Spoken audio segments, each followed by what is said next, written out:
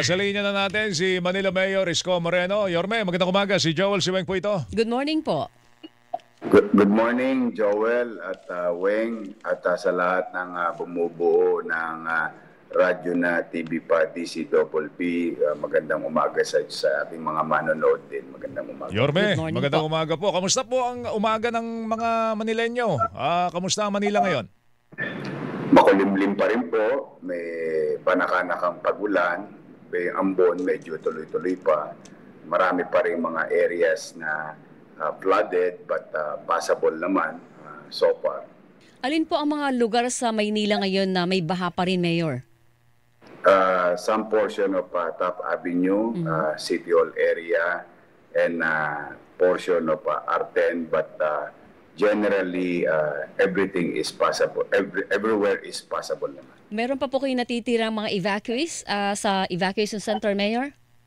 Yes, yesterday we have about 22 evacuation sites operated, with about 3,039 individuals. But today, 20 evacuation sites na lang ang active at 2,540 na lang ang individuals na inaalagaan natin ng ating social welfare.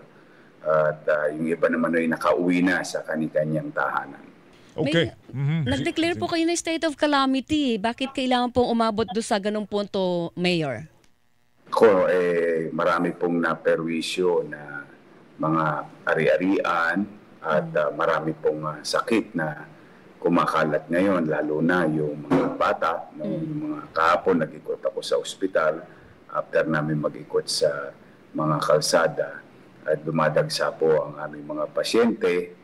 At ito naman po ay malaking tulong na magagawa ng 896 barangays in the City of Manila to access their calamity fund to augment yung mga kakailanganin ng kani-kanilang barangay. So if calamity fund from the barangays will be utilized properly and the city government can utilize our calamity fund also to support the victims of this itong bagyong ito, at least maibsan natin yung dinaranas na hirap at kakailanganing mga bagay ng ating kababayan. Ito lang, Weng, kasi maikwento ko lang sa'yo, maikwento ko lang kay Mayor kasi dyan ako pumapasok Mayor nung araw sa Intramuros. Talagang every time na umuulan, baha talaga City Hall. Oo. Nadadaanan ko yan eh. Yung may lagos nilad. Oo, medyo matagal-tagal na panahon na po yun, Mayor. Nung pumapasok po ako sa college dyan, ano ba Di pa yata problema? ako pinapanganak nun. Kayo naman, kayo talaga, Mayor. Yormende, ano ba talaga problema ng Yan. Maynila, lalo ng City Hall, Taft Avenue? Bakit Ba't bigla naging ang tagal bahain? na hong panahon, dekada na po eh. Hindi na po nagawa ng paraan yung problema ng baha po dyan.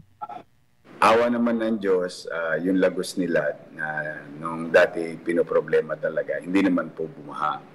Yung aming mga underpass naman ay passable, lalo na sa Boulevard, sa Magsaysay, Quezon, and so on and so forth. Okay naman. Kaya lamang may mga areas, katulad itong sa kanan ko, itong opisina namin, meron kaming riverside, o what you call the Pasig River area.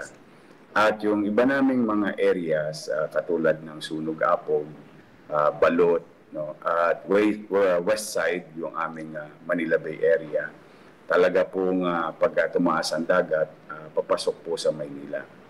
And second, geographically, ang Maynila po ay tagasalok ng tubig ng Metro Manila. Kapag galing po sa Eastern Board, like Rizal, towards Marikina, kapag tumataas po ang Marikina, yung water level doon, which is naitala naman, lahat po yan ay uuwi sa amin. From Marikina to Quezon City, San Juan, then Manila. Yan po ang bagsakan ng tubig talaga ang Maynila. Tapos sa likod namin, meron naman kaming Manila Bay. So talagang kami ang pondohan ng tubig. That's one. That's geography. Opo. Second, the challenges that I saw, buti na lamang no, modesty aside, when I assumed office July 1, nag-order kaagad ako na mag-declogging kasi nga mag-uulan na talaga. Salamat naman sa mga barangay chairman, kagawad, mga barangay official. Every Saturday before this typhoon or habagat, no, nag-declog naman ang ating mga barangay at ang inyong city government. Now, with Taft Avenue, which is I am worried, no? Nagugulat kasi ako dito sa Taft Avenue yan, yung lumalabas sa television ninyo. Opo. Taft Avenue yan, no? Dati-rati kasi, Manong Joel, Weng, hindi naman yan binabaha talaga except yung Kalaw at Taft Avenue, yung corner na yun. Yes po. Ngayon, dumulo na doon sa United Nation Taft. Umabot na hanggang PGH, umabot na ng Paura, Pedro Hill, Lakbil. So, pero doon sa ibang area, no, sa ibang area ng Taft, mahaba po kasi yan, Opo. wala naman masyadong baha. Then, noong isang gabi, sa kasagsagan ng bagyo o ng habagat, pinagdesisyonan na namin, sabi ko, once and for all na, kako, siyasatin natin yung ating mga imbornal. Nakatulong ko naman dyan, yung ating DPS, yung engineering ng syudad, at saka yung DPWH sa regional office.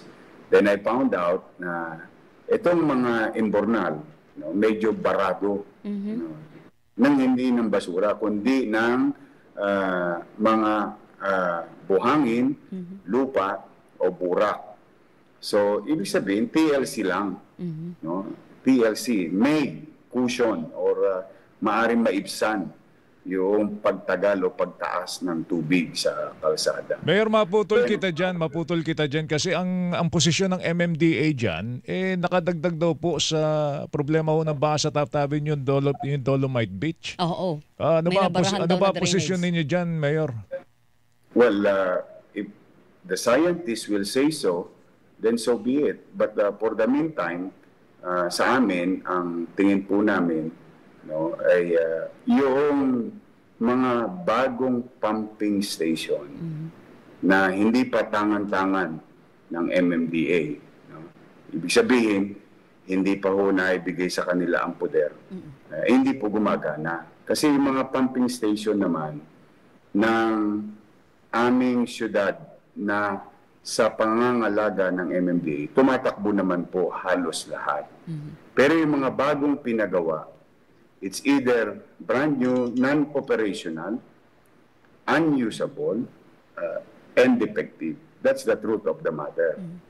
Second, yung doon naman sa Rojas Boulevard, yung pagsunod ng ating estado sa kautusan ng Supreme Court sa Mandanas ruling, ginawa at gumawa ang DNR, DPWH, ng what you call STP.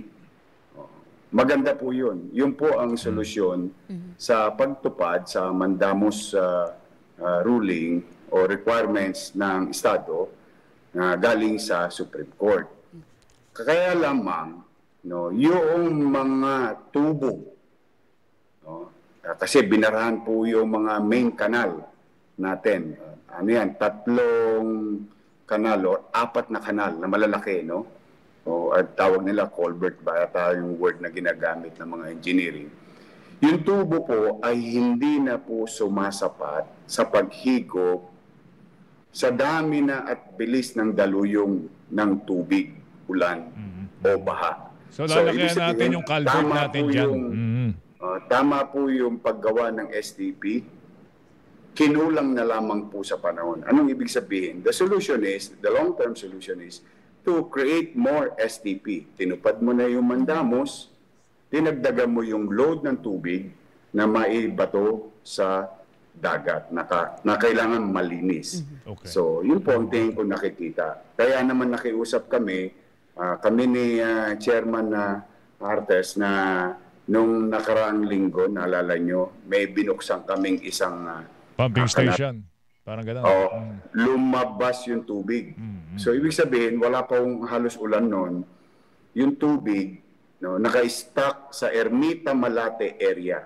So now we are talking of Top Avenue. Pumasok na ho yung tubig, nai-stack na po sa buong Ermita Malate area. Okay. So, nung binuksan ho yun, lumabas.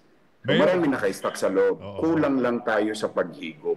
So, the solution, if I may suggest to any agencies of government, is to create more STP in Rojas Boulevard, but not Rojas Boulevard alone.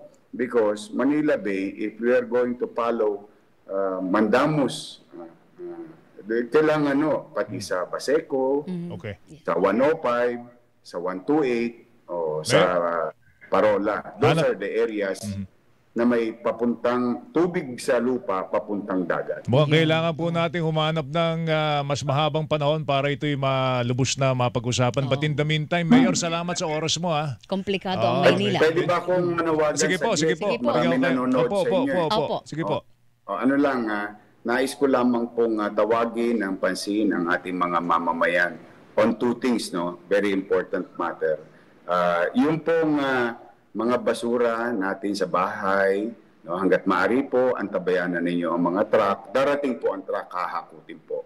Nagkakaroon lang po tayo ng delay dahil marami pa hong hindi accessible kahapon na mga areas. But today, we're going to normalize the collection of garbage para po wag na natin maitapon sa kalsada at baka ano rin pa ng ng bahayan. Pangalawang panawagan, sa lahat po na nanonood sa lungsod ng Maynila, mga nanay ko, tatay ko, mga minamahal kong lolo't lola at mga bata, available po, ito po yung pinaka-importante ngayon, na kung sakasakaling kayo na-expose sa baha, available na po ang doxycycline, 100 milligrams. You may take 2 capsules para naman po maiwasan ng ating pagkaka-infeksyon sa leptospirosis. Okay. Kasi alam mo naman Joel and Weng, talagang yan ang susunod na mangyayaring sakit na kakalat sa atin. But taking those 2 capsules, available sa mga health center natin at 6 na ospital. Today, this morning, onwards. Yun lamang po kung kakailanganin Sir, niya thank para you. hindi na po kayo mapagastos, pwede nyo na po yung kunin sa ating mga health center. Mag-iingat po kayo.